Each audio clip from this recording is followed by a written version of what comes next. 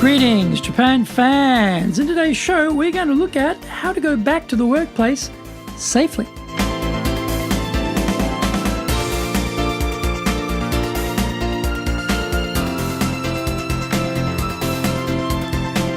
Maishu, arigatou gozaimasu, and welcome back to the Leadership Japan series. And I'm your host in Tokyo, Dr. Greg Story, your corporate coaching and training guy, the president of Dale Carnegie Training Japan, the best-selling author, Japan Sales Mastery and Japan Business Mastery. We are broadcasting around the world from Minato-ku in the center of Tokyo, the leadership capital of Japan. Now, this podcast brings insights, examples, and experience about leading in Japan, and trust me, it is different here. If you have feedback on the show or preferences about potential future topics, then leave us your comments. Don't forget to rate, review, subscribe, and share this podcast.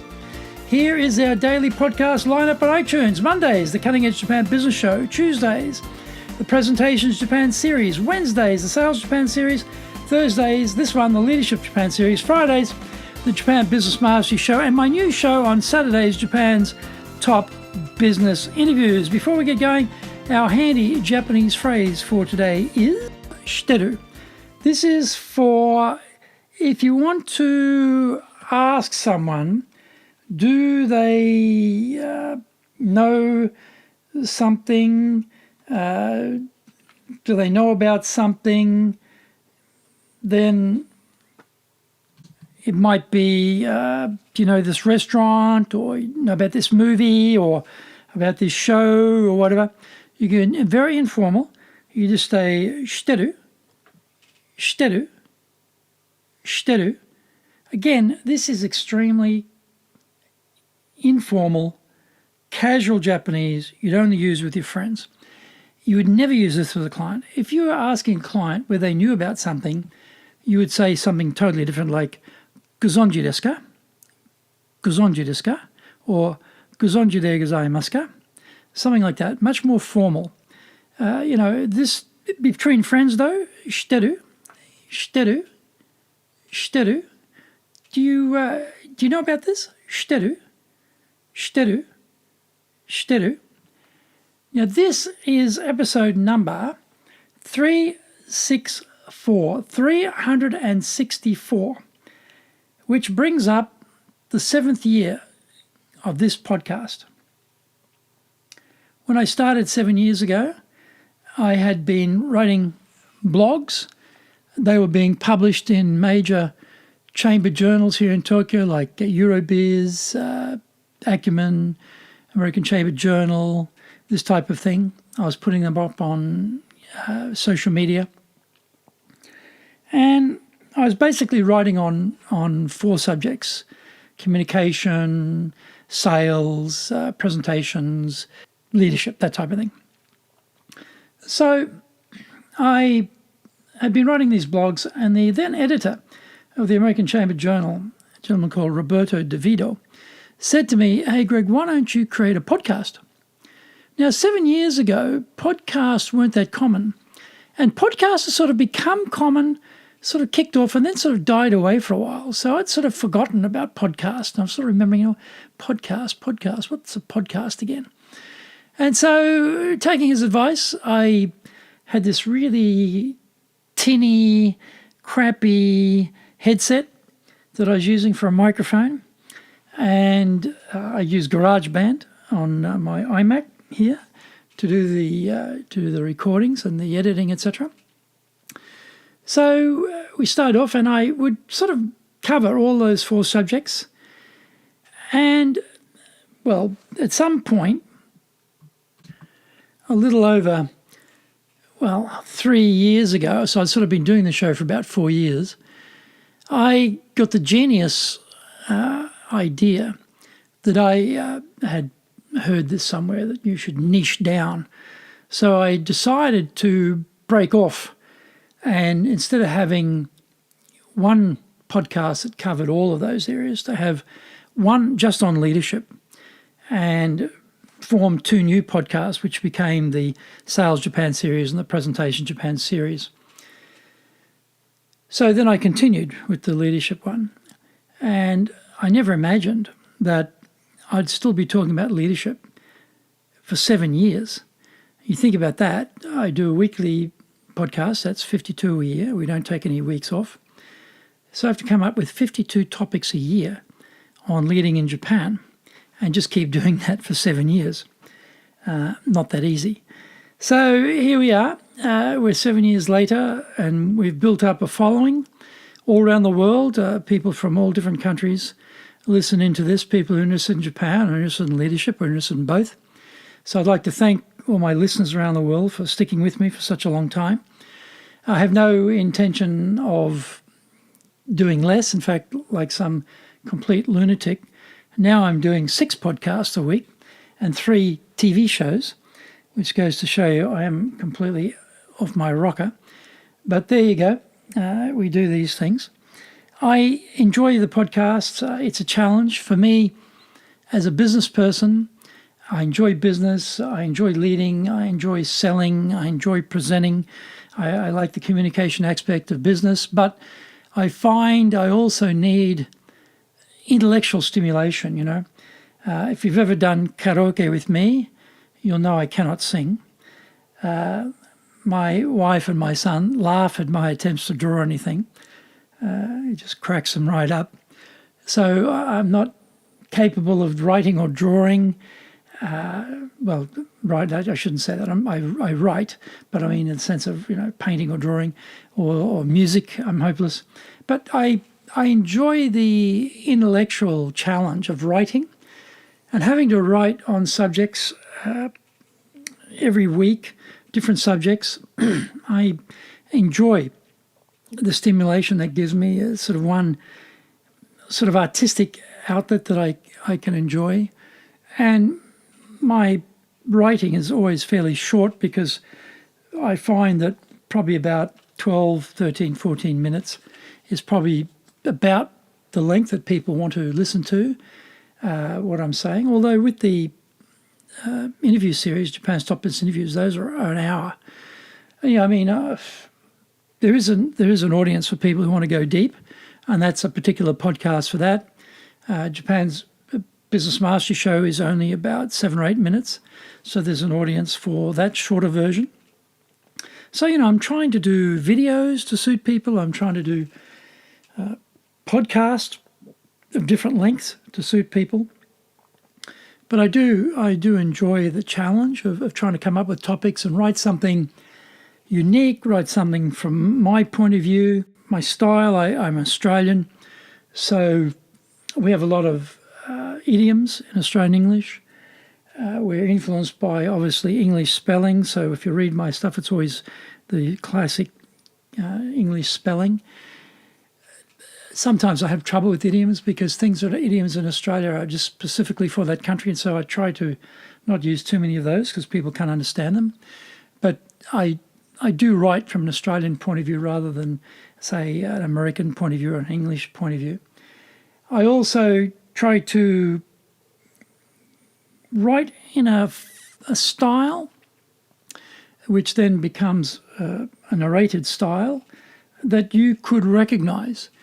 If you heard it or read it, you'd go, oh yeah, that's Dr. Greg Story.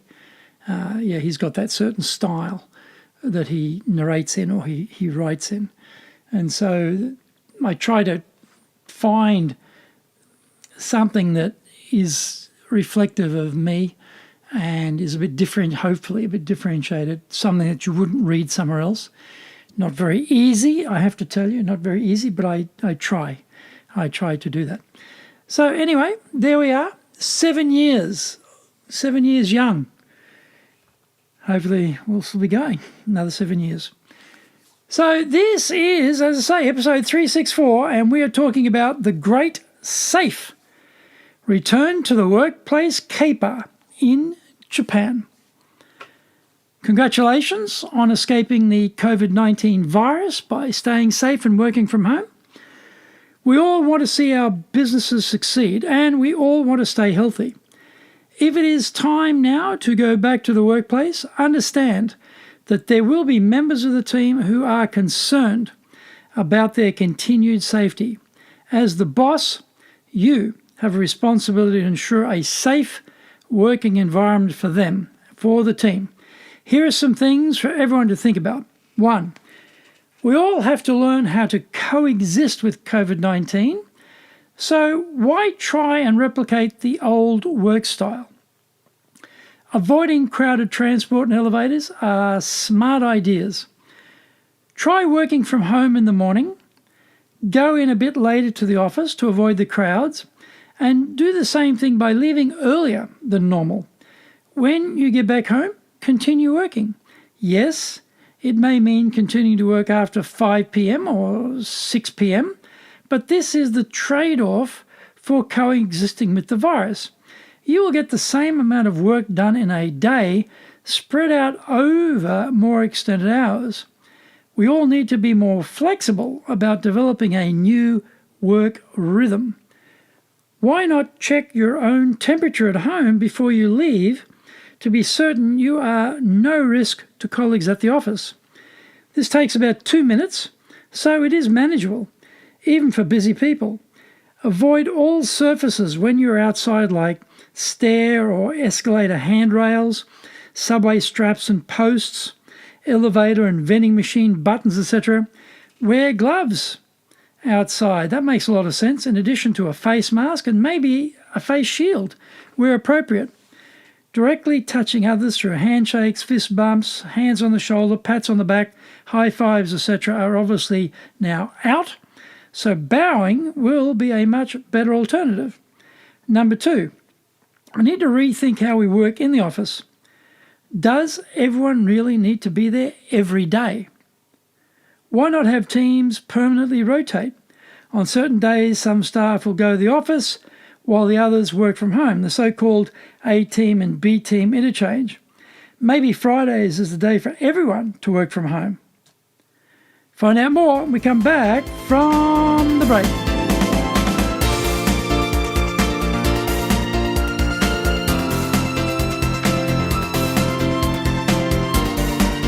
Now, today's show is brought to you our public courses, but we also have custom in-house programs. We have these online, we have these in person in the classroom. We do them in Japanese, we do them in English. Today's show is sponsored by, on June 19th, our goal setting and accountability 2-hour program. That's online.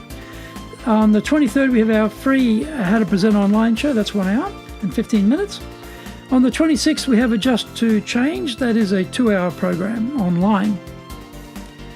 Our website is full of useful resources, so go to enjapan.dalecarnegie.com. You can email me at greg.story@dalecarnegie.com.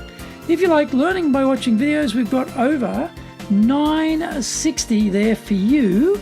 That's on Japan Dale Carnegie TV on YouTube. We release 3 TV shows every week on YouTube. The Cutting Edge Japan Business Show, that's the premier business show in Japan, every Monday, Tokyo time. Fridays, we have the Japan Business Mastery Show. And now on Saturdays, we release Japan's top business interviews, where I interview leaders from SMEs all the way up to the corporate captains of industry on the topic of leading in Japan. Get my book, Japan Sales Mastery, the Bible for selling in Japan, and my other book, my other bestseller, Japan Business Mastery.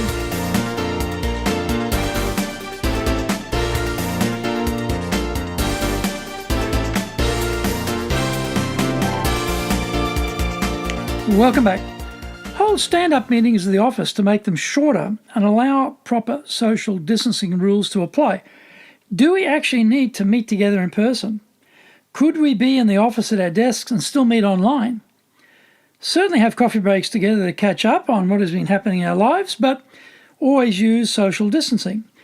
Everyone can have their own cup, so there is no need to share any crockery anymore. Masks and face shields are good ideas when we are gathered together, and by making it a common rule, no one feels weird or out of place. Clear plexiglass barriers between seats make sense. If reintroducing individual cubicles and offices makes more sense than open plan arrangements, then we are all going back to the future. Reduce the amount of paper which needs to be circulated by hand. What about handing over Meishi? Is this now a thing of the past? Can we reconnect electronically? Anyone remember Bump? That's a discontinued app which electronically exchanges our business contact details on the spot at a networking event. There are several apps such as iCheck, CamGuard, PIQY, 8 and Shoot, which may get a new lease of life now. Anyway, let's make greater use of electronic document sharing and do all of our approvals online. 3, enforce best practice hygiene standards. We are continuously reminded to avoid touching our faces, eyes, nose, mouths, because this is how we absorb the virus. Easy to proclaim, but not so easy to do.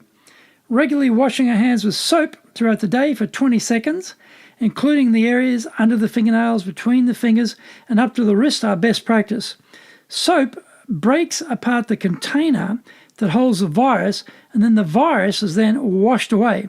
Use a paper towel to dry our hands and turn the water faucet off with that paper towel as well. Also, we can use hand sanitizer.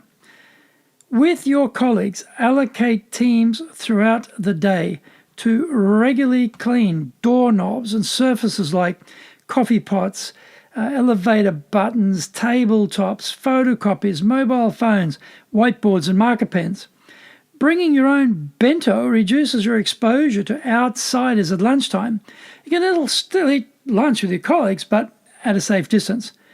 Let's all keep well and stay safe.